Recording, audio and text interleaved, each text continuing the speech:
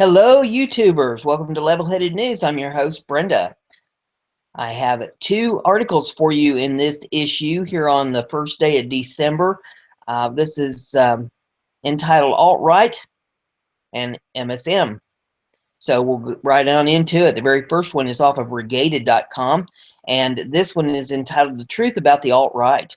By now, anybody who watches the news has become acquainted with the latest conservative boogeyman designed by George Soros to fill the nightmares of dutiful progressive voters, the alt-right.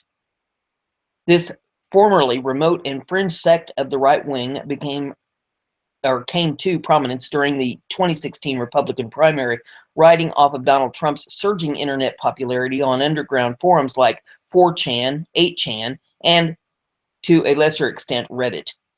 Though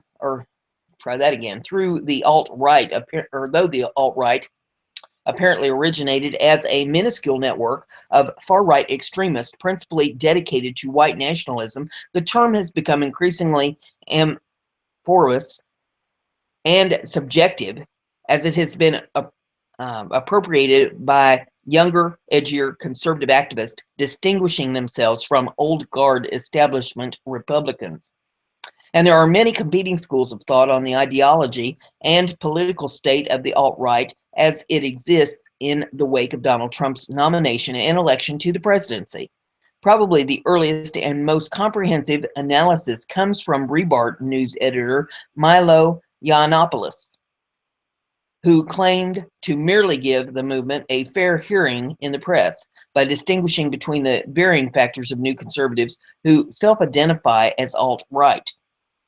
This theory posts that the alt-right manifests itself in degrees from innocent MAME machines creating mischief on social media to the 1 to 3,000 white supremacists who idolize Hitler. On the other side of the debate is Ben Shapiro, editor-in-chief of the Daily Wire and #NeverTrump, who, along with many in the new and old establishment, condemn the alt-right as a vehicle for anti-Semitism, neo-Nazism, racism, and the true basket of deplorables which lurks in the outermost fringe of the American right. Mainstream conservatives like Shapiro view the tempered, sterilized alt-right described by Milo as fruit from the poisonous tree, irrevocably wedded to and conceived by an a liberal band of Nazi thugs and bullies. A conciliatory two-state solution was proposed by Paul Joseph Watson of InfoWars this week, which separates the alt-right into two definitive camps, divorced from one another. Watson acknowledges the anti-Semitic and dangerous coalition of Hitler revanchists, with which Shapiro warns of as the first and odious generation of the alt-right, and the emerging counter-crusade of citizen journalists, anti-establishment conservatives, and newly christened Trump Republicans as mainstream, legitimate second generation of alt-right. According to Hillary Clinton, the alt-right is a vast right-wing conspiracy engineered by Russian President Vladimir Putin to install ethno-nationalists, Russophile puppets as heads of state across Europe and the West. Moreover, the brilliant KGB tactician in the Kremlin is responsible for Brexit, WikiLeaks, Donald Trump, and the transformation of harmless green frog cartoon Pepe into the universal symbol for white supremacism. It is safe to say that the audit can scratch this one off the list. That pneumonia must be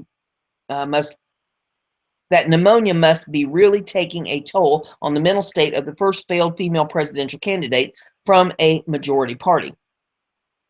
Unfortunately, unlike the broad American umbrella ideologies of conservatism, liberalism, and to a lesser extent socialism and libertarianism, the battle to define the alt-right in particular has real practical political consequences. Milo says to give them a fair hearing. Paul Watson says there's actually two alt-rights. Ben Shapiro says no alt-right is acceptable and we have to destroy them. Meanwhile, the liars and propagandists on CNN and NBC wax dramatically throughout their 24-hour news cycle about white supremacist uh, Trumpenreich that lies dormant, ready to grab all the women by the genitals, force Muslims into concentration camps, and hunt down black people, electrocute gays, and send a Gestapo-like deportation force to exile all Hispanics. The incessant infighting and petty bickering between jealous, competitive Twitter stars over the most appropriate definition for a group of troublemakers that, by the way, fields less members than students at my high school, plays right into the hands of the powerful globalist forces aligned against us. Donald Trump won more votes than any Republican presidential candidate in U.S. history, from Wisconsin to Texas, from Maine to Arizona. 62.5 million Americans voted for a moderate conservative that in most contentious elections in history. Yet the mainstream media, an unofficial arm of the Democrat Party, has so engineered the national dialogue to focus with a microscope's precision on the 1,600 active white supremacist trolls on Twitter instead, and arrogant intellectuals on the right let them.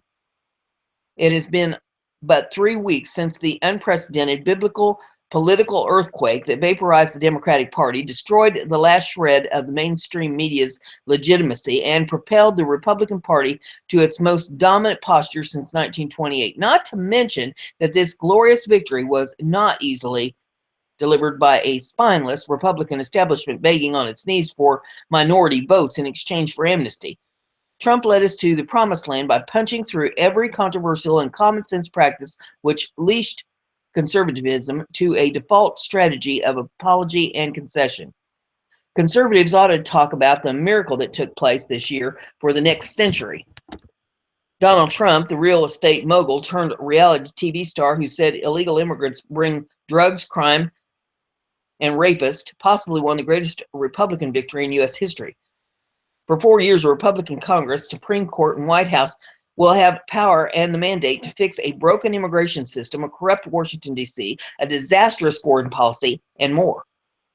With this great victory fresh in our minds, with the great work being done and yet to be done, we waste our breaths and give airtime to legitimize 1,600 disturbed white supremacist losers. In the sage words of President-elect, wrong, sad. Liberals don't talk about the communists and cop killers in the Democratic Party because the mainstream narrative has it that, of course, no sensible mainstream Democrats support such extremism. Therefore, you'll never see Barack Obama or Hillary Clinton disavowing the Castro lovers in their own party. That Democrats have maintained through confidence. Now, as the ruling party, Republicans must develop the same scoffing default position that we won't even entertain the notion that our base, our president, or our representatives sympathize with extremists. That was exactly because of the left's smothering obsession with racism and bigoted isms. And edgy alt-right gained traction beside Donald Trump. If Republicans can take a page out of the president-elect's playbook by becoming more frank, straightforward, and human, they can co-opt the virtues of the alt-right and leave its dangerous core to wither and die. The new conservative ascendancy has given us the opportunity to control the narrative as long as we have the power to right the ship and do so on our terms. Richard Spencer and his controlled opposition can have the alt-right, the plain old Donald Trump right, will lead the nation to make America great again. And the second article that I have for you is off of the Conservative Tribune, and it says, watch.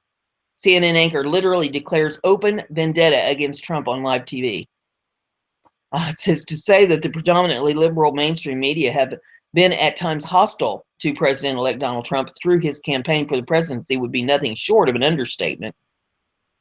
There had been hopes following the election that the media may reassess themselves and how they handled covering Trump, but if the words uttered by CNN anchor Chris Cuomo last week were any indication, we are in for a rather tumultuous ride over the next 4 years.